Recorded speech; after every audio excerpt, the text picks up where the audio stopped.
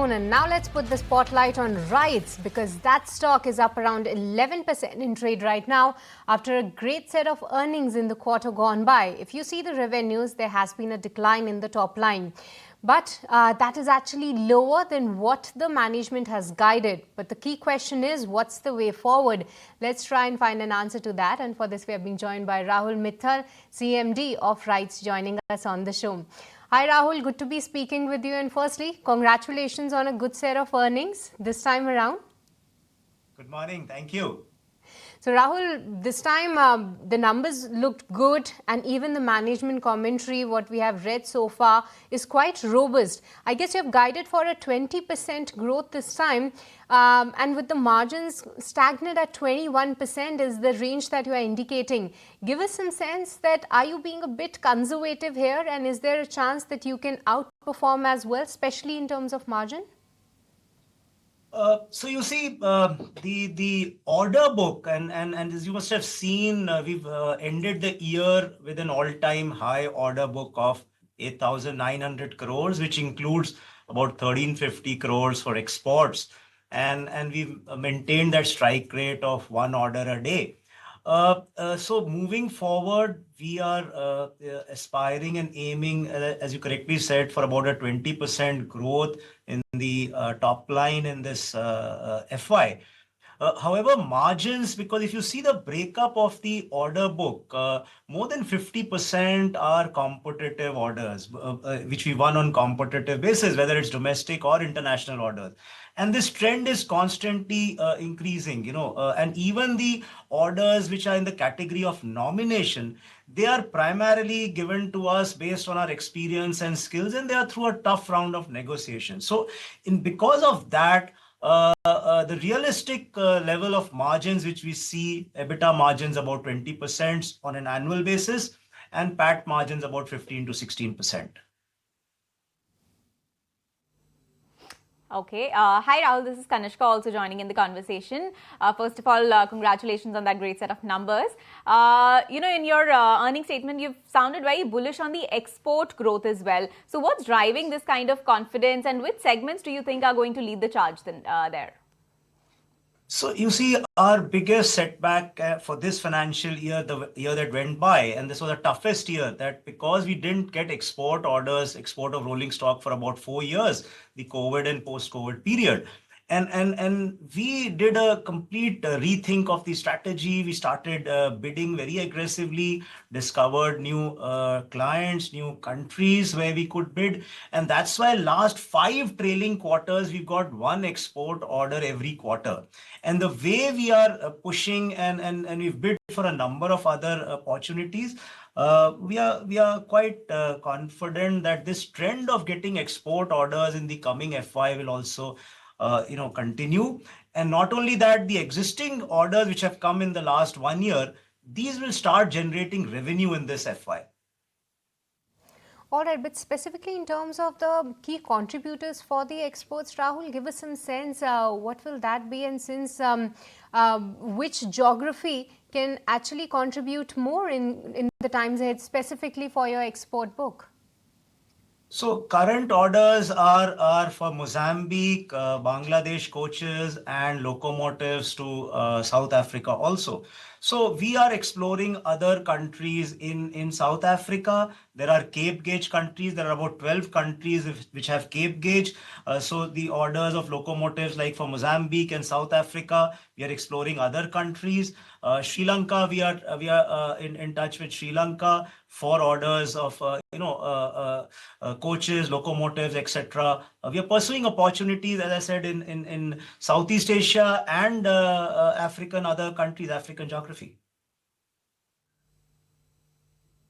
Okay. Rahul, like you were just mentioning that you're sitting on a very healthy order book, and that the focus is now going to be on execution. So could you, help us with some timeline for the execution of some of your key orders?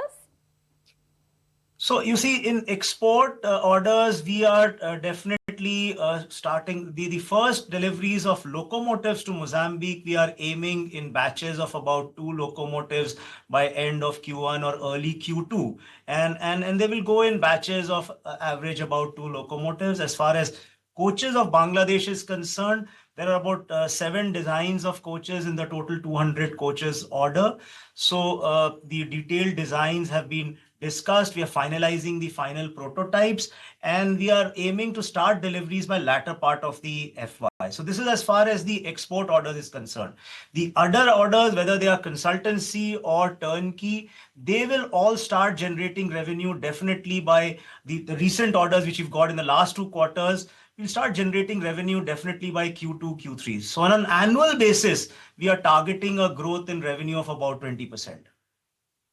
Take a note of that, Rahul. But along with that, Rahul, what I wanted to understand is your overall order book size. How much more growth are you anticipating to happen? Because I think that this fiscal you ended with an order book of 8,877 crores. I know it's a bit early to ask, but what is the number that you guys are working with in terms of the expansion of this order book, given the fact that overall guidance when it comes to your top line and bottom line remains quite strong? So you see, we had a vision of being a one order company. We've maintained that for last more than 4 quarters. We put a milestone of being a one export order a quarter. We maintained that for last 5 trailing quarters. We've reached an all-time high order book, as you said, of about 8,900 crores. We are aiming the way the trends are this year and the way we have bid across both in the domestic and the international geographies. We are confident that we will continue to maintain this trend of one order a day and try to get some more export orders. So I think the immediate milestone we are trying to look at is about 2-3 quarters down the line, at least crossing 10,000 crores as an order book and continuing to build up on that. Okay, so you expect to cross 10,000 crore in your order books. But now moving on, let me also ask you, there's been a move from nomination-based to competitive bidding in consultancy and export tenders. So how do you see that impacting your margins going ahead?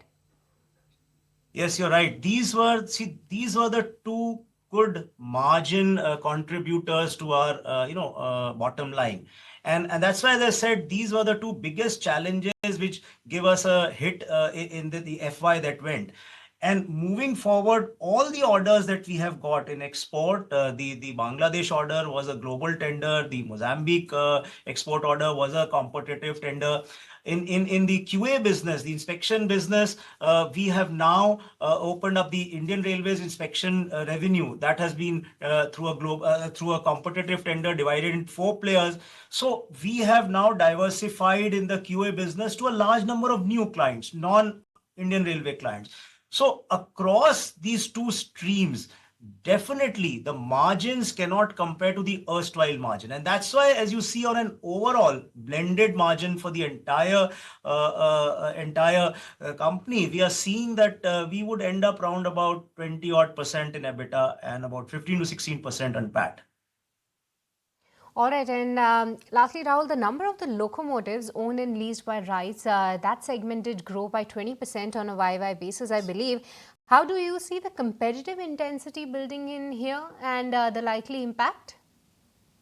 Yes, so that's also a very important revenue stream for us, which is the leasing business, where we own certain locomotives and we lease them to, coal fields and steel plants and power plants. And we also operate some of the locomotives owned by them. So as a strategic, initiative, we started building up our fleet. We have touched 100 now. There is competition in this field. This field is also opening up to new players. But because of our experience for nearly 5 decades in this field, most of the clients are, still banking on us either to give our locomotives on lease or operate their locomotives owned by them. Right, Rahul, thank you so much. In fact, on the back of that great set of numbers that you've delivered, your stock is also up about, it's up almost 10% actually, and great set of numbers. Congratulations on that. And on that note, we'll let you go. And thank you so much for your time. Let's connect next quarter as well. Thank you.